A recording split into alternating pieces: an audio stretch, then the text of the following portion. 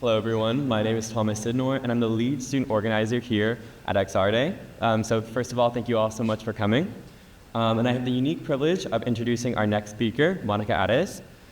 As the former head of immersive learning at Meta and a pioneer leader on interactive learning labs at Amazon, Monica Ares is a visionary and leading figure in the field of immersive learning. She is dedicated to developing innovative products, programs, and content to make learning more powerful and accessible.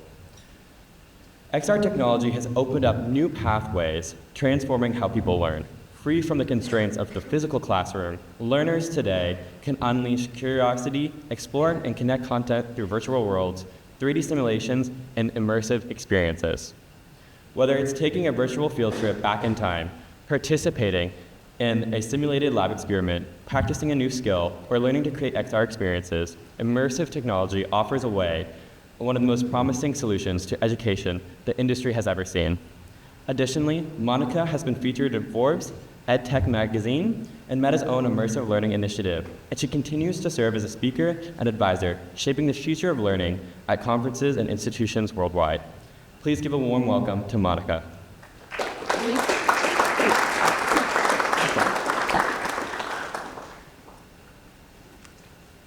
Stop there.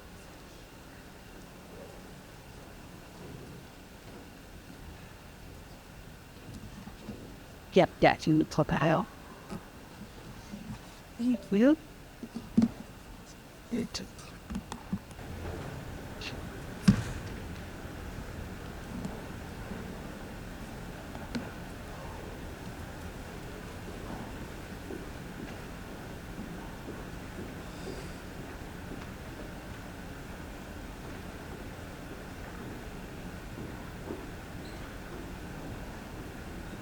It works. Well, excellent. I'm so excited to be here. I think this one works. Let's start off by seeing who's in the room. So how many of you out there are educators? Right? How about work in the tech industry? Creators, artists, musicians? And how many of you are students? So then I'm sure the rest of you were students at one point, right? Well, that's good, because what I'm about to present is going to take all of us.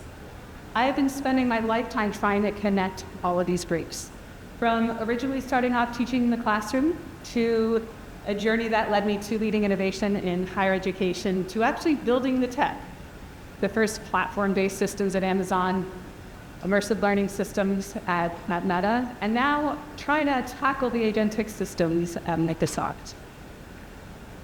And whether I was standing in front of 30, 16-year-olds or designing systems for 30 million users, I found myself coming back to this one simple pattern every single time.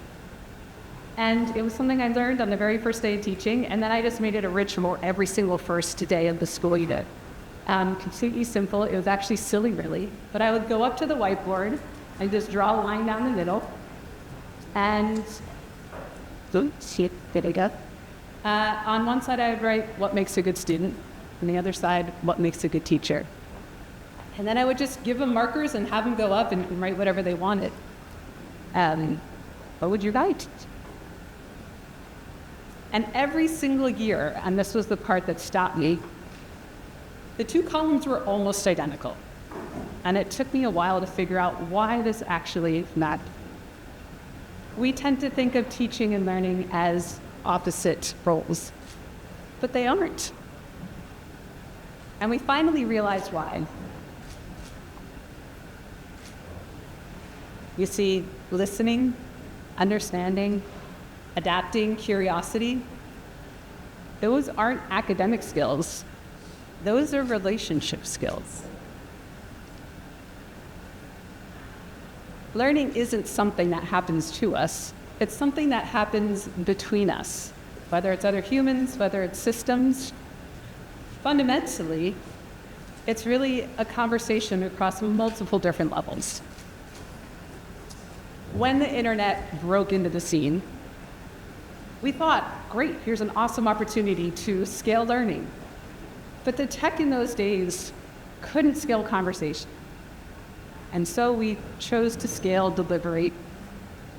We took that beautiful, complex, and messy relationship, and we turned it into boxes. PDFs, a video, a module. And it worked in theory, right? We actually reached millions of people. And I'm grateful and don't want to undermine what this actually did for the learning industry by being able to scale. But in our pursuit to increase access to education, we actually left out the very things that help make learning stick. Curiosity, trial and error, making mistakes, learning with other people. And we didn't lose these because we didn't think they were important. We value them. We just couldn't figure out how to make learning engaging at scale with the technology that we had. And after building VR experiences for years, they're incredibly engaging. They're really dynamic. They're super fun and incredibly hard to scale. I decided maybe we should dive into AI because there's a world in which maybe that would help. And so my hypothesis was VR excites the senses and AI can excite the mind. And the convergence of those two things might finally allow us to create systems that allow humans to really grow. And so for years, we had to live in this trade-off. Do we want scale? Do we want engaging content? And I think our systems are almost at the point where we can start to bring them together. And so my very first entry into AI was driven by curiosity for the tech itself. But we decided to build what essentially was a professor in your pocket. We took 5 years worth of lecture capture. We took all of the different assignments we could find, the assessments, and we put them into a knowledge base, made an avatar of the professor, and we told students this is not going to be used in the classroom, it's not part of your grade, it's not part of your assessments. But you have it available to you 24/7. And so they ended up using it as just endless office hours at 2 a.m., which is apparently when most students are the most curious. And they used it to ask questions that they were just way too embarrassed to ask in class. They used it to go deep on their particular project, which was really fun to see because they were all very standardized. And in the end, in the survey, the students said, you know what, that was the single best way I've ever learned. And so that's when we realized that we've probably been thinking about AI all wrong, right? It's not there to replace the professor. That in-person time is still incredibly valuable. But this was about giving a superpower to the sense-making in the in-between. This was your own relationship to understand the information better. And so that project taught us that there were 3 things that students really valued in there. One was depth. They did not want surface answers. They really wanted to go deep until they actually understood it. That context matters. It had to be relevant to the projects that they were doing. And then that personalization mattered because every single one of them learned differently. And so in order to support this kind of learning, we had to figure out how on earth do we build systems to support this at scale? Because our threat-handling systems, they're like mathematical function machines. Put in a block of content, put in a block that we know the product's going to do, and we know what's going to come out. For years, this is what we ended up using. The agentic system is a little different. It's not linear. It's more like a loop, right? And the content or product and the product are no longer predictable. They're auto-generated by the inquiry of the user and the relationship that they have with the system itself. So this changes a lot about how content teams and product teams start to think about these systems. And I love that the user is now powering the system versus just consuming it.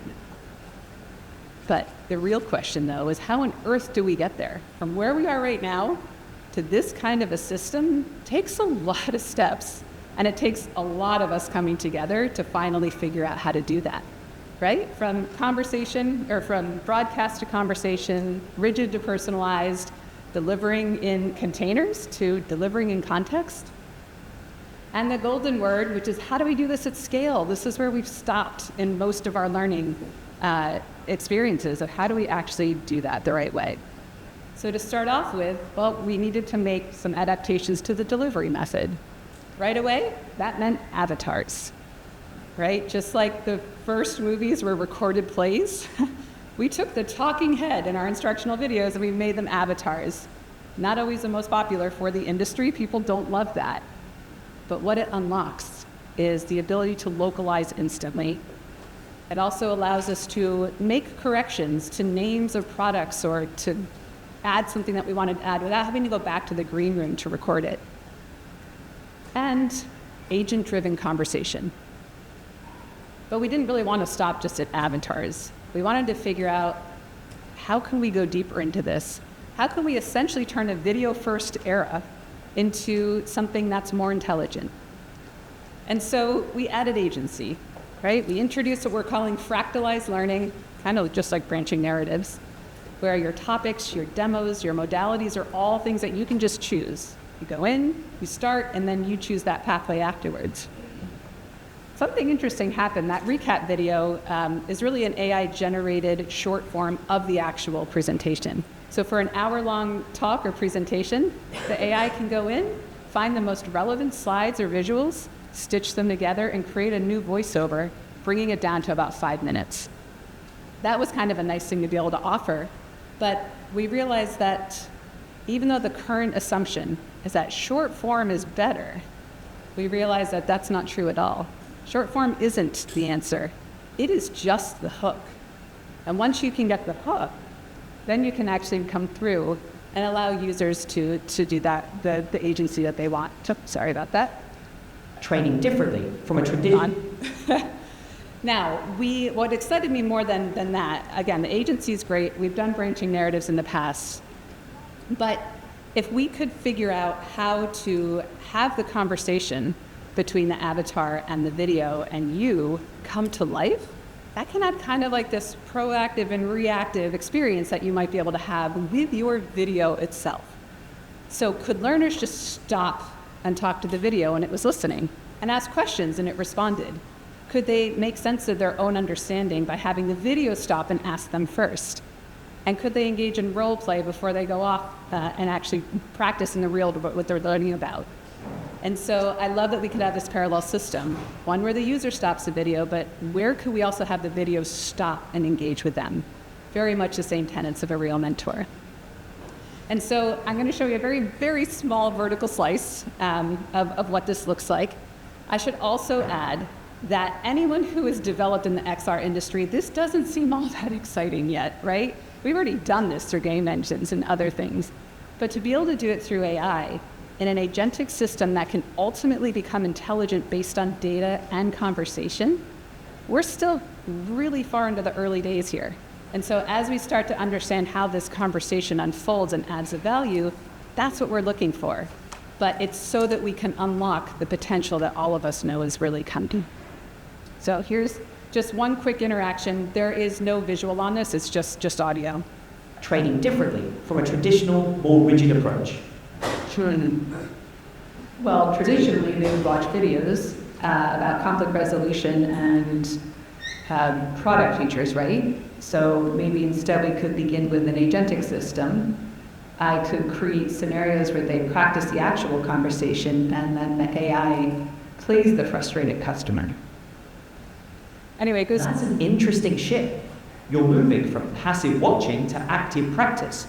So if the AI plays the frustrated customer, how will the system adapt when a rep struggles with a particular type of question or emotion?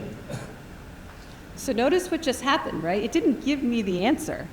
It analyzed my reasoning, and then it pushed it further. And so that kind of system is trained to make you go deeper. It never really gives you the answer. It keeps asking you questions. And if you go in and say, actually, I have no idea, the system says, well, that's okay, let's break this down. What do you think the first step is? And it sticks with you for as long as it takes. It's a very patient educator in that sense. But we learned something in trying to figure out conversational AI, that for instructional conversation, it's not really always about more content. For this, we just put in a transcript of the original lesson. And when we first ingested that, it was actually a pretty boring conversation, fairly flat.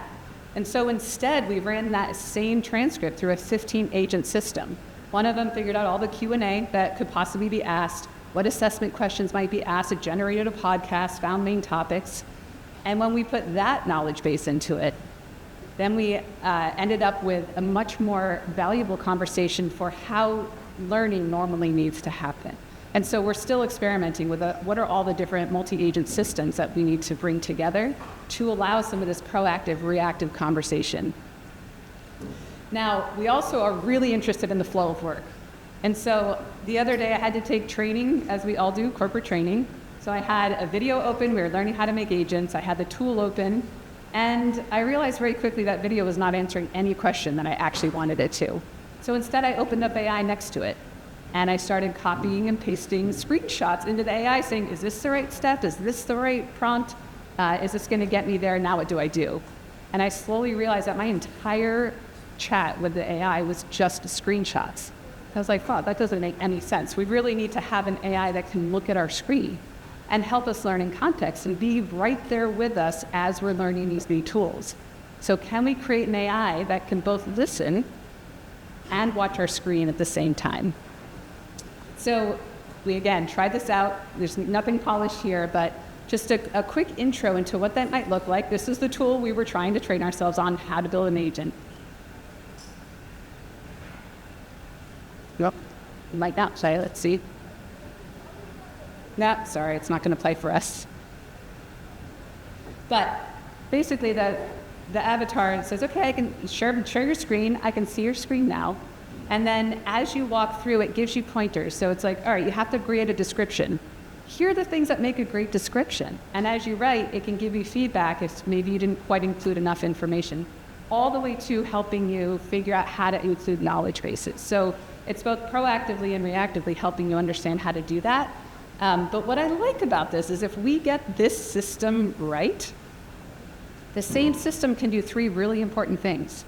It can help you when you're brand new to any learning experience and walk you through the different parts, the why, the different opportunities. It can also then give you a challenge and watch you, and if you get stuck, it can nudge you and help you out.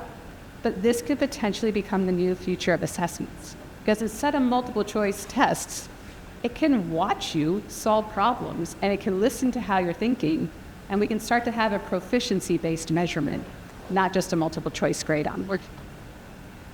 Of course, all of this is just the 2D version of screen aware. Eventually, AI won't just watch our screens, right?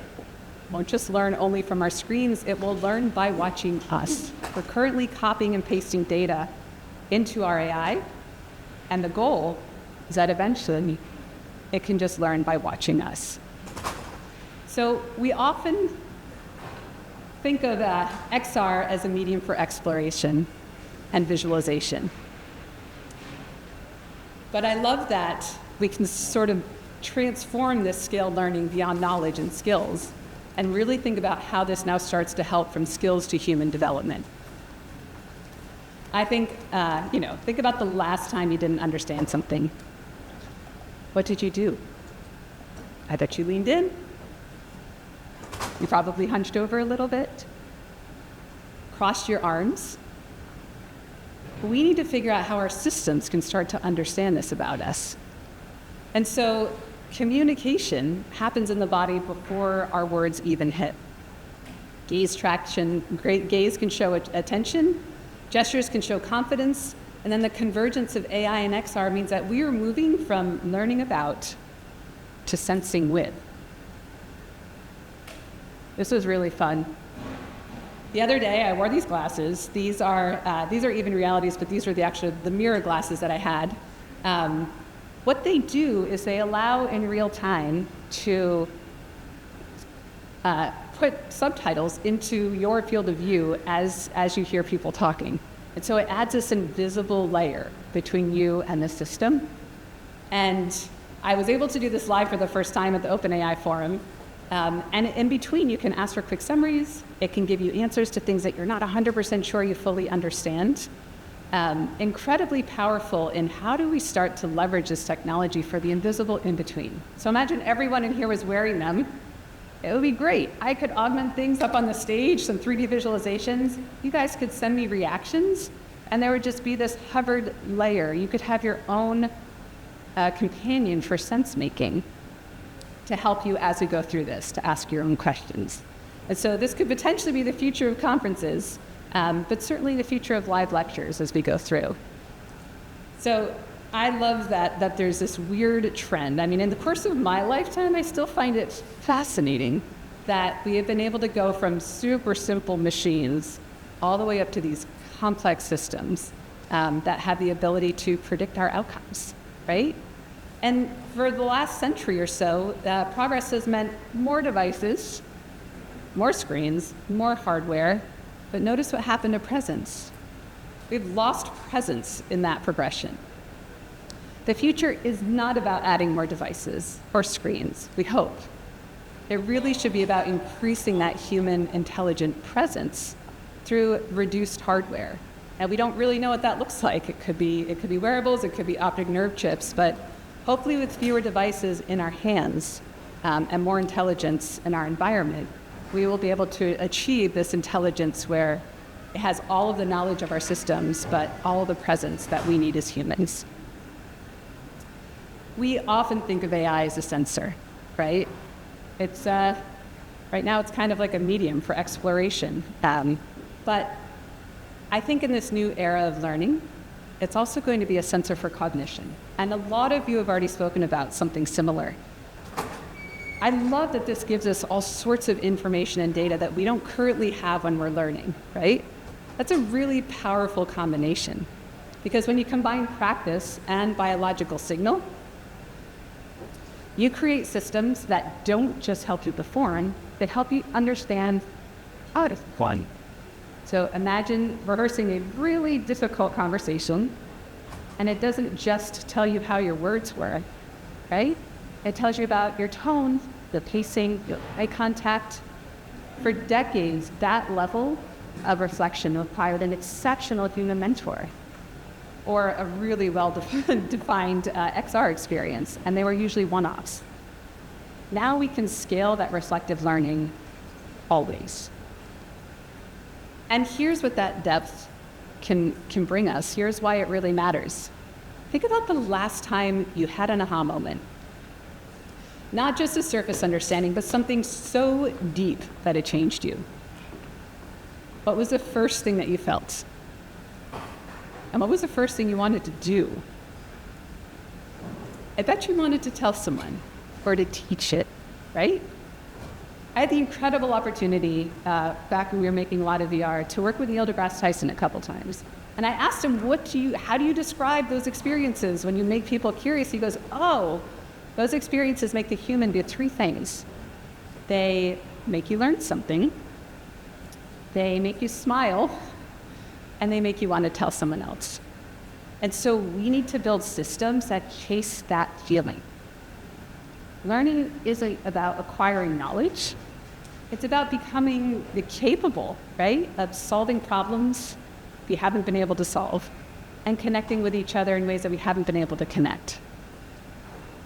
That's what leads to responsible innovation. And that's what we're all here trying to figure out together. Because a learning system first unlocks every other industry if we can get this right. We're entering this incredible triangular relationship. Human, AI, youth. NVIDIA's Omniverse is already doing this by building this full-scale spatial playground to train robots. But you, as humans, interacting with AI, you are doing something way more important, right? You are using that same architecture to teach AI about cognitive movement and behavior. For most of human history, we actually thought that language made us really special. And then AI learned our language, and it learned all of the languages with fluency and ease, and that shifted things. But while AI is learning our language, we also have to learn its language, right? By training each other, we reach that co-intelligence that I think we're all after. So both sides adapting, both sides growing and adding value. But we have to be honest, because not all AI is equal.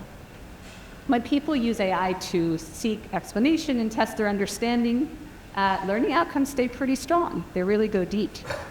But when people just outsource their thinking, well, then performance improves in the moment, but it declines later. Because learning requires effort. That part is actually really important. You like the struggle. And so the goal of the technology isn't to remove that effort and that struggle. That is integral. But to use it in a way that we can redirect it. The more you interact with the systems, the more you train it, and the more it trains you. And I think if we can catch this flywheel, we actually can create that first scalable, lifelong model. But, and here's a huge but, it has to be secure, and it has to be yours, because the best learning partner isn't a tool that tracks you. It's a system that grows with you for life. And this is where the hard work comes in.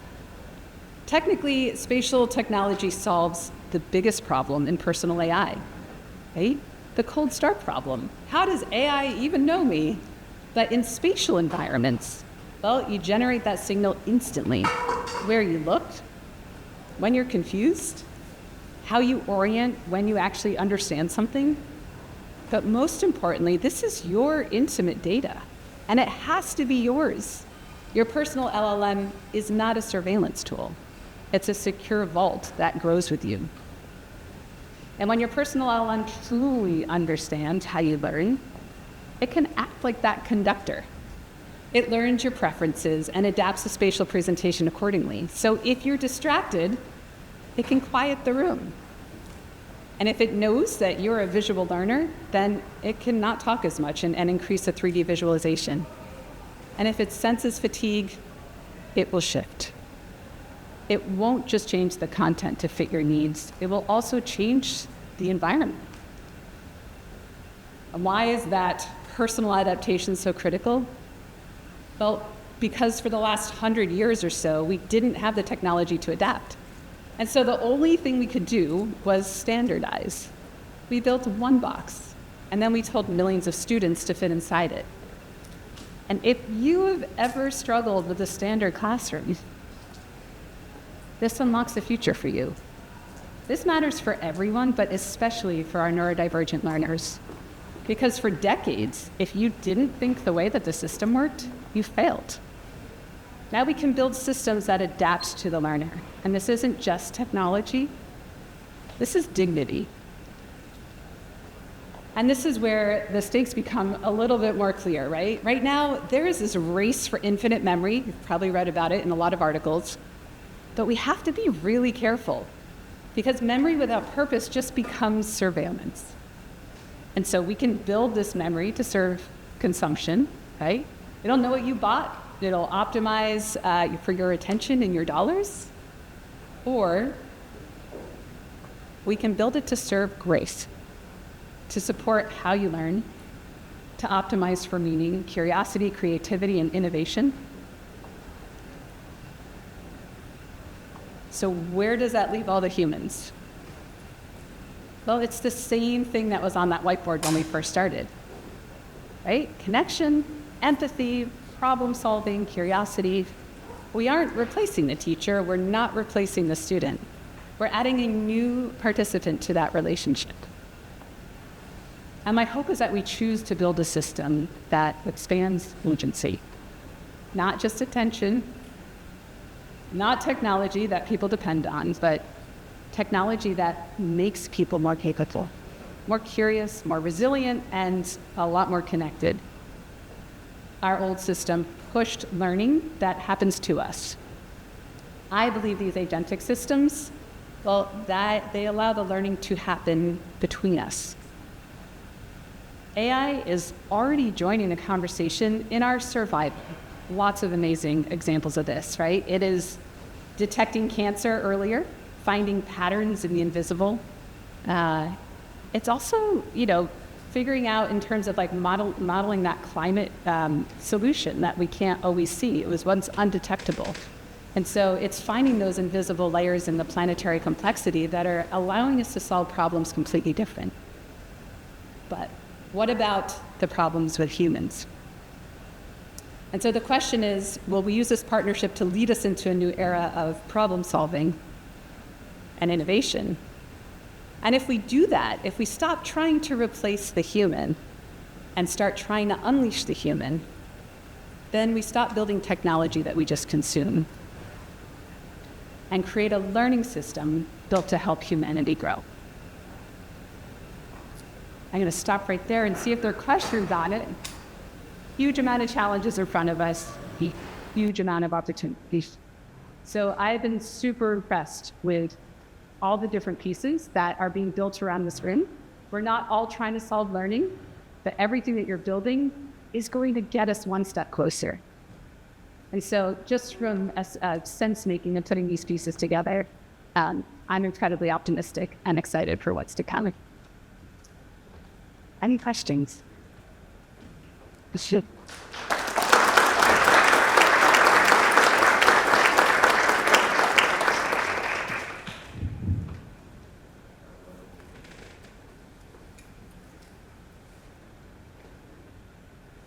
Well, I say that I didn't see these AI systems and also with research AI.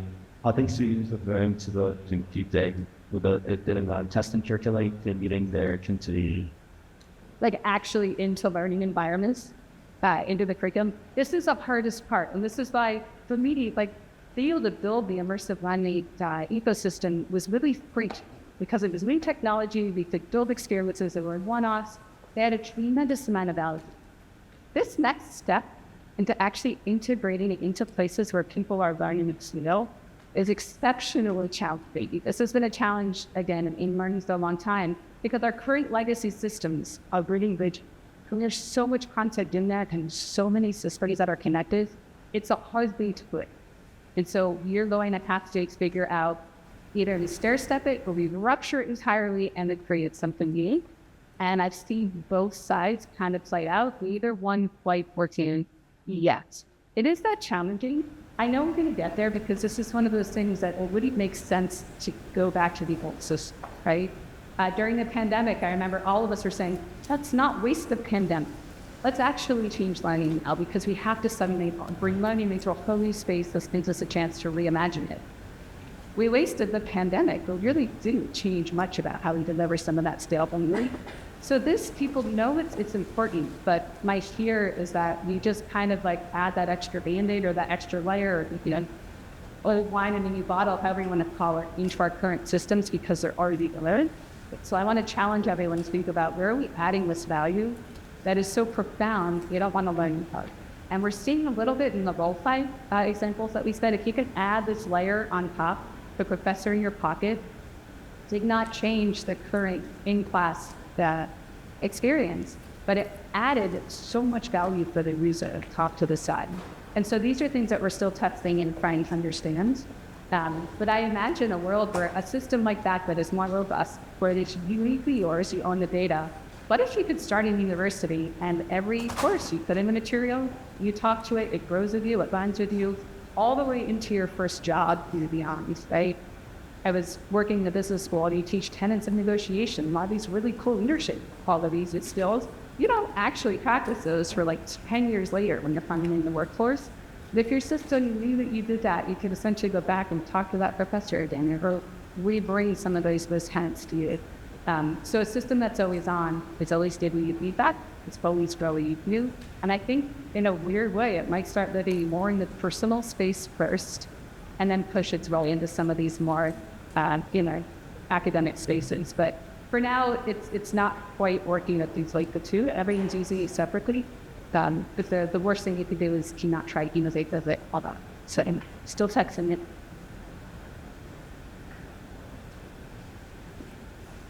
So then that's probably one question. Are there any concerns about already AI and words that kind of it corrupted and what needs to be done? And this making it describes the point. Yeah, so that people life and living up because yeah, it's just fun, it's big, we're not pushing this and pushing that, or practically answer.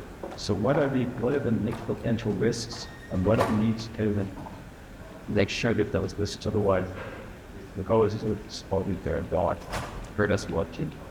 Absolutely, and if it's all open, there's some benefits to that. Your own personal use, if it's something where it's learning, where it's technical, where it really needs to be giving you the exact right information, that's a very important system. We can actually create separate continuous systems adding to it.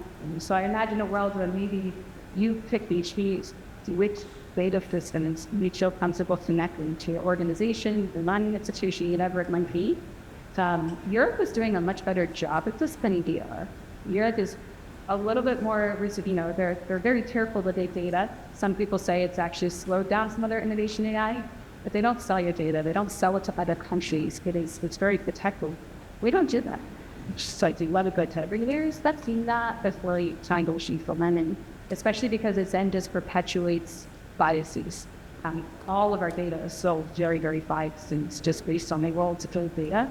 So obviously finding those trusted sources and connecting them is one, but also then adding the AI to these spatial systems, learn about you, learn while you're to learn by watching you. That starts to strip away some of the reliability just on past data to help us be quote. So this is, again, there are industries that are trying to figure this out. It's a really important thing for us to understand. We can lock down data, right? Enterprise is already doing it. You can just walk down to your organization, your financial institution, and any states within them. But for learning, again, you evolve and you grow. We figure out how to create those systems where they're fun-tested sources of paper you provide us, but they're also about not just want-to data framework systems. We need to have the feedback loop that then brings in that is turning something like time used to move it forward into it. That, I think, it's fascinating. It's like a whole new railway system that we're going to build to connect all these different things. So,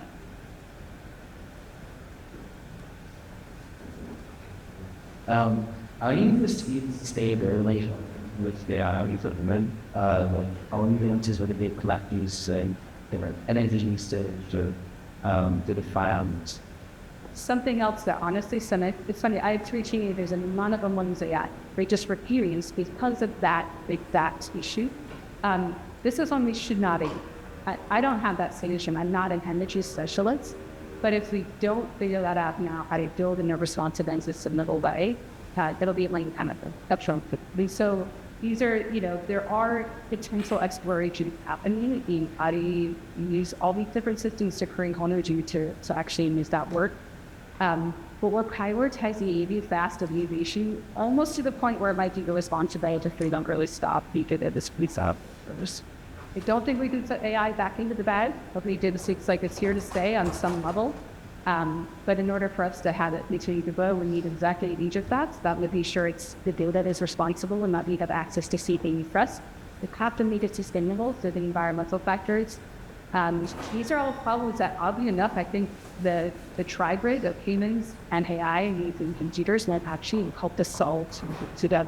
Because like I said, there's all this past data that we can now try to use and make sense of how we move forward from these patterns that we became acting put together.